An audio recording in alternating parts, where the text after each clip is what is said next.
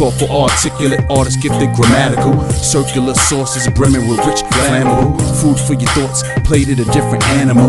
Rounds on me, keep tabs, we insurmountable. Swerve, hey, murder. Everybody, welcome to another What's on Your Mind Tuesday.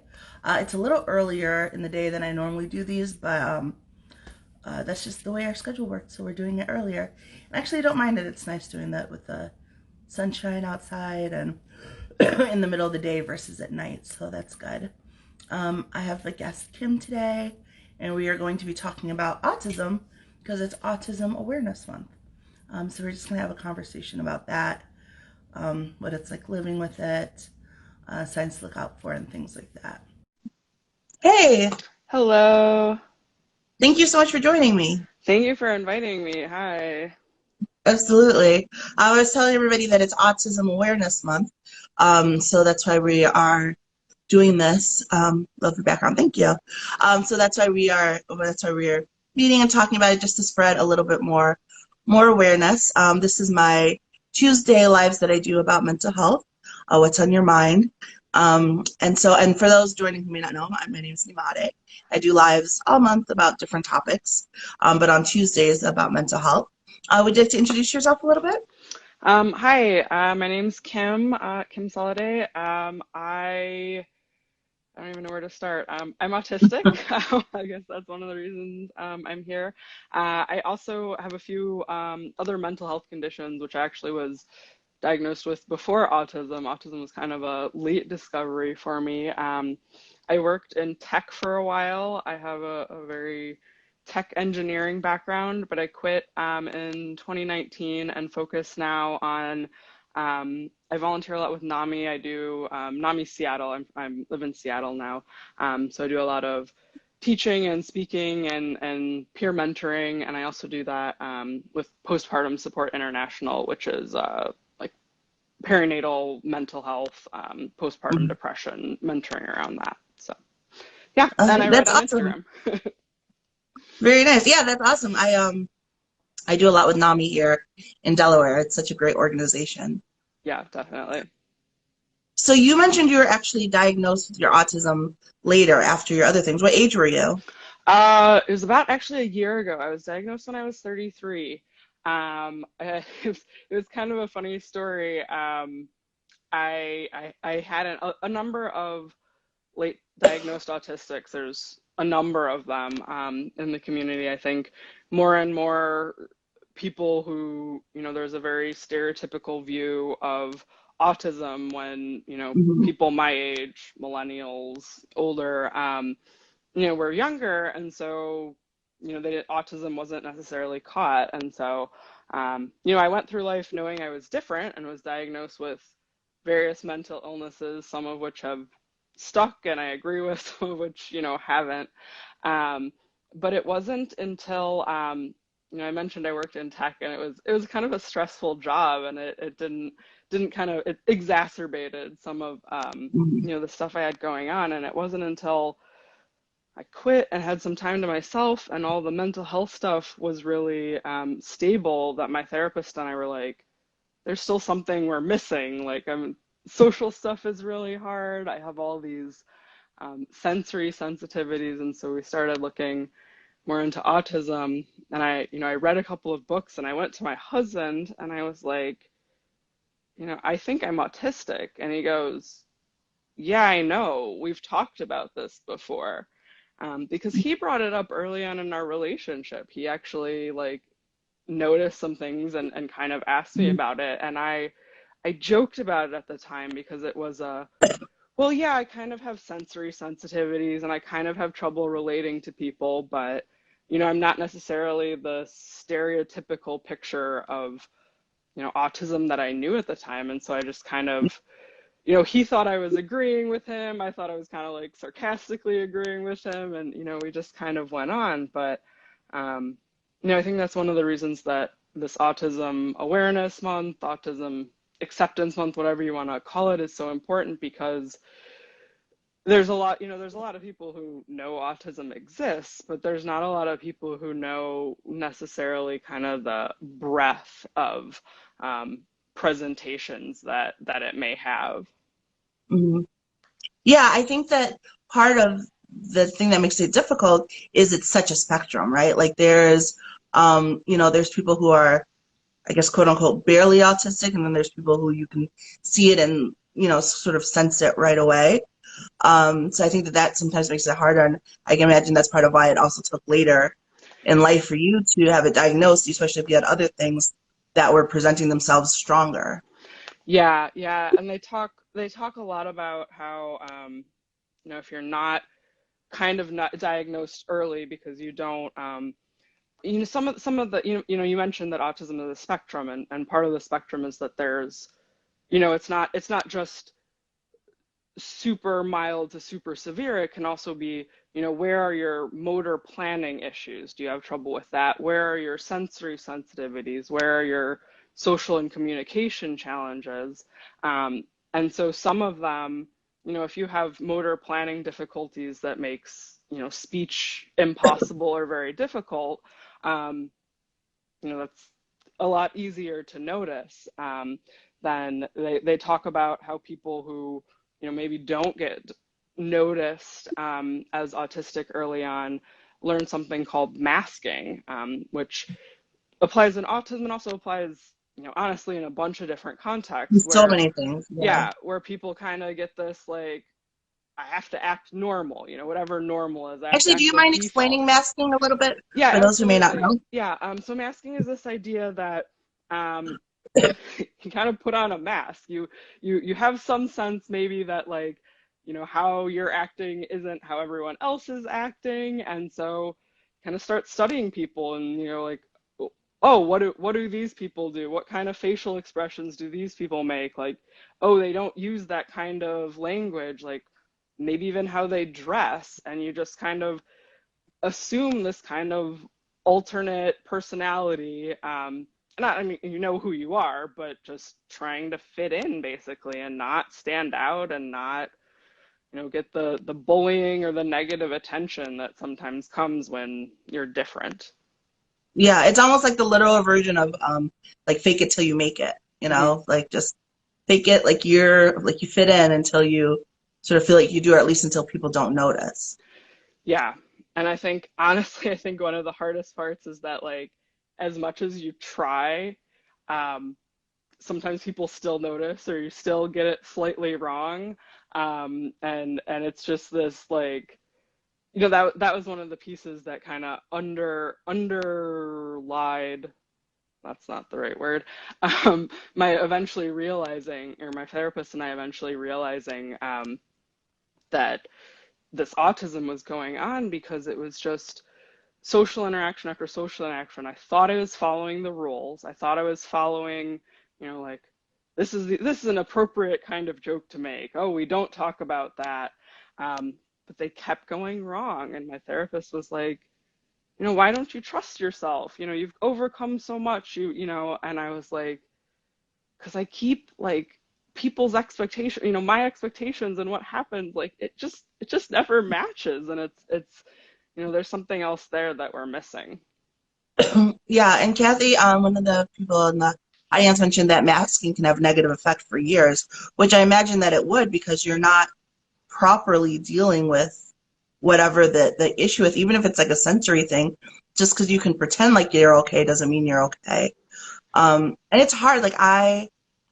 It's weird because I feel like on some level people think that there's so much more diagnosis Mhm. of autism, like it's this problem that's blown up and it's really big, but I feel like it's always been there and it's always been big. We've just started diagnosing it, like throughout time there's always been like, oh, the weird kid or the kid that does something different, or and there's several of them, and like you said, with autism there's different parts of it. There's motor issues, sensory issues.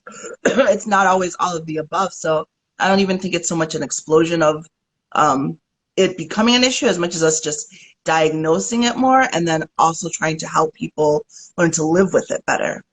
Yeah, and actually I think that ties into the mental health piece too, and masking, the effects of masking, because you start masking from an early age, you look a little less autistic, but you start accumulating these effects of, being anxious because you're in a, stimulating environment, or being depressed because you're not making social connections and don't, and then, those are what get caught, and you're treated for depression or anxiety.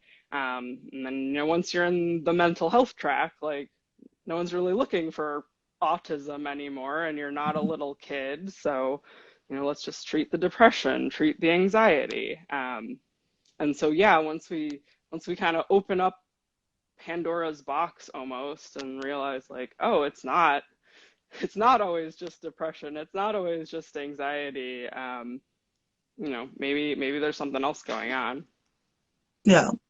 Yeah, and I think that's important, like catching those the underlying things to some. I mean, some of it with mental illness is definitely just like body stuff. Like I have like clinical depression, it's all like my brain's in serotonin. Hmm. But some of it for people, it really is like underlying things. And if we could take the time to figure out what those underlying things are, like maybe it is like you mentioned with autism where they're masking and it's making them depressed. And that's what's leading to depression. So we're trying to heal the depression without figuring out like exactly what's causing it. Yeah, exactly. And I have bipolar disorder. I was diagnosed with that when I was 23. And so I have kind of more experience, I guess, in that realm. Completely forgot where I was going with this. Um, what were you just talking about? I'm so sorry. No, it's okay. The underlying that sometimes like Oh, there's right, yeah. underlying. And so there's definitely a part where like, once we got my medication correct, I take medication, I've taken medication for a while. Um, there was so much that was helped, and like, oh, okay, there's less kind of noise in my brain. My, moods don't get so high or so low. I kind of, stay in a more stable band, but they didn't necessarily fix some of the, you know, problems in my life that were, exacerbated by the mood issues. Hmm. Yeah. It's interesting too, uh, because there's such like a wide range with autism. It's interesting knowing how to interact with people with Hmm. it, and I'm all for treating everybody just like normal as is. But you do have to be like careful in some instances and be aware when you're, talking with someone with autism. I really enjoyed the show Atypical. Have Hmm. you ever seen it? I Because Yeah, I don't think I have. I've seen a few of them. I don't think I've seen that one. it was really like my first, and I'm open to suggestions if you have any about autism, but it's just a kid in suburbia. It's funny. Hmm. It's a mix of comedy and drama, but like it really opened my eyes to a lot of like autism stuff, like sensory things Hmm. and noise things and like just stuff I just wasn't really aware of as far as autism and how it affects them. Yeah, I think there's one that's kind of new. I want to say it's called As We See It, but it focuses on it. It has autistic actors and actresses, which I think is really cool. But it focuses Yeah. on three main characters, and it actually, kind of as you mentioned, does a really good job. Um, each of them has more or less struggles in different areas, and you see like, oh, this person really struggles with this aspect of it. But one of them has more trouble with some of the emotional regulation side. One of them has more trouble with the social side. One of them, struggles with kind of anxiety. And so, yeah, definitely. Um, but yeah, I think, yeah, exactly what you're saying. And then like as we speak to just interacting, Yeah. how do you find your interactions with people? Like, are there times where, I mean, yours was diagnosed later, so I'm guessing it's not as prevalent, maybe probably when you meet people, but do you notice a difference with how they treat you, or are there things people do or say that you wish they would change?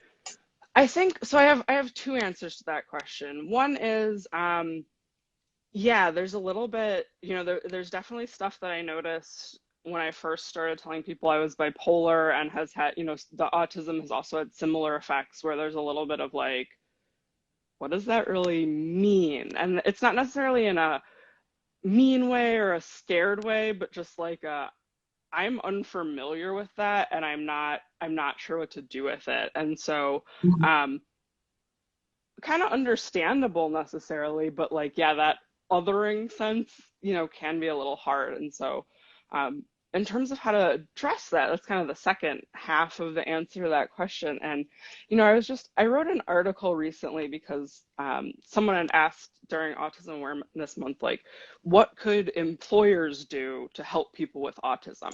And a ton of the answers were things like, you have to ask the actual autistic person because everyone's different. Some may like more light, some may like less light, whatever. And so, on one hand, that's true. Like every autistic person is different. And so like just being able to ask them like, do you need, more warning on this, less warning on this? But one of the reasons I ended up writing an article as a response, and one of the reasons I wrote it is because I think there's actually a number of things that, would help autistic people, but would also just kind of help everyone trying to survive in the world. And some of that stuff is like, being really clear about expectations. Like, I think sometimes, like, people just kind of assume, like, oh, well, we did that last time, so I don't need to, like, call out the details. But maybe one of the people wasn't there last time, and so, like, Yeah. they don't really know exactly what that was. And it doesn't matter if that person's autistic or not, like, just recopy paste the message, or just little things like being clear about that. One thing that my husband does is my facial expressions very often do not match how I'm feeling. So he'll see Mhm. something and be like, it looks like you're really anxious, Kim. Like, is there something I can do? And, rather than immediately approaching and being like, what's wrong? How do I fix this? It gives me a chance to be like, oh no, I'm not anxious. I was, looking at a game on my phone and that was my intense face. Yeah, so like not making those assumptions, making things clear, and then in general, this isn't a social thing, but I guess kind of respecting sensory sensitivities, like understanding like loud places are hard for me. We went to a children's museum with my kids during spring break last week, and there are a lot more people there than I expected. And it was really hard for me. I was with my in-laws who are not super familiar with, how my brain works. We don't spend a ton of time with them. Um, and I didn't know how to communicate like, I'm having fun.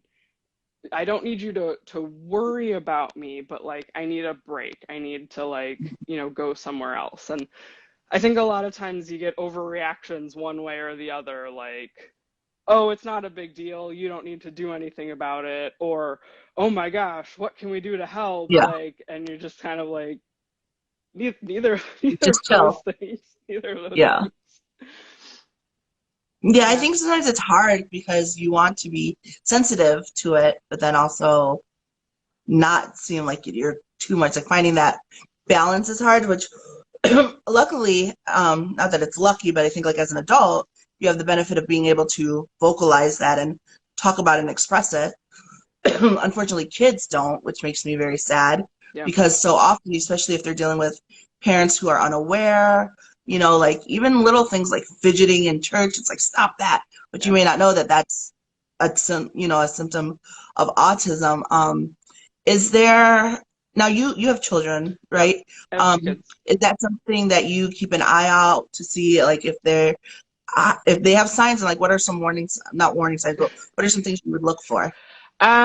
Yeah, so I actually want to respond both to that question and something you said kind of on the way there, which is that like, yeah, a lot of parents kind of see behaviors and it's like, it's some of it's like, oh, is that a warning sign? But it's also like, stop that, or you're being weird, like, don't do that. And so on that side of thing, one of the things I learned really on with my kids and parenting, and I would try to follow all the rule books, and like, you can't because all the things contradict each other. And so I'd be like, you Right. know what, I'm just gonna follow what my kid needs. And the more time I spent kind of seeing them as like a puzzle, or like we're kind of a team together, it Mhm. became a lot less like, why, why are they giving me a hard time? They're not giving me a hard time. They're having a hard time. Let's figure out Yeah. why. Let's figure out the underlying need.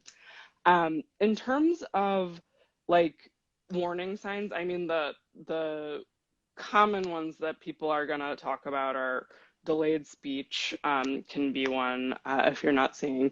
A lot of young kids, I think something you see is either you'll hear about sensory avoiders who like maybe Mhm. startle at really loud noises. A lot of kids actually are sensory seekers too. So if you're finding a kid who like is always running into you, needs tons of hugs, loves to be like, kind of squished, Yeah. that's an option, or not an option, that's a Mhm. possibility. I think one of the things like it's it became for me seeing other kids like kind of with my kids, or we think my older child is probably neurodivergent. We think my younger child is probably neurotypical. So older one, What's the difference? so neurodivergent kind of encompasses autistic and ADHD, and depending on who you talk to, it also could encompass mentally ill, like just the idea that there's something divergent or different going on with the neurology. And then Mhm. neurotypical is kind of a broad term to use for people who are not neurodivergent, but honestly, it's one of those things where people get a little picky about the definition, and more, one of my sons feels a little bit more like me. One of my sons feels a little bit more like my husband, but it was really seeing the two of them like kind of interact and be the same. They're 2 years apart, but when the younger one was the same age as the older one, being like, oh, they play really different. One of the things I saw with because my older kid, he's 5, so he's not diagnosed yet. He also, he's verbal. He's not doesn't have severe motor planning issues or anything. But he doesn't play like normal kids. He's very kind of organized in its play. It's very, I need you to do this and follow the script, and we play the same, game every time. And it's, there's, all of the stuff. And I think this is a problem both for, thinking about your kid and both for thinking about the late diagnosed people, is that, the criteria is written in the DSM say, has a very specific interest, or, never deviates from a routine. And people get kind of a picture of like what that means, like what is a routine. But, for my older son, if we give him enough warning about what we're doing, we can generally do what we kind of want within our day.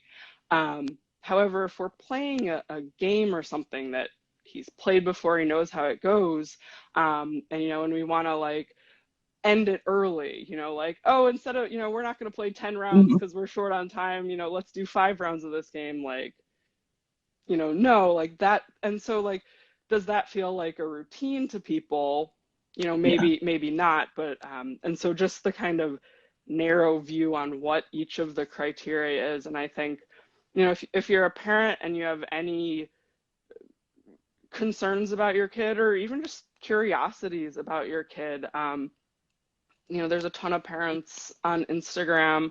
Not that I recommend them all, but just in terms of like you can kind of browse like, oh, that's what routines mean to that kid, or this is what, stimming isn't always like, I have these math cubes literally like they're just scattered around the house. I have a million of them.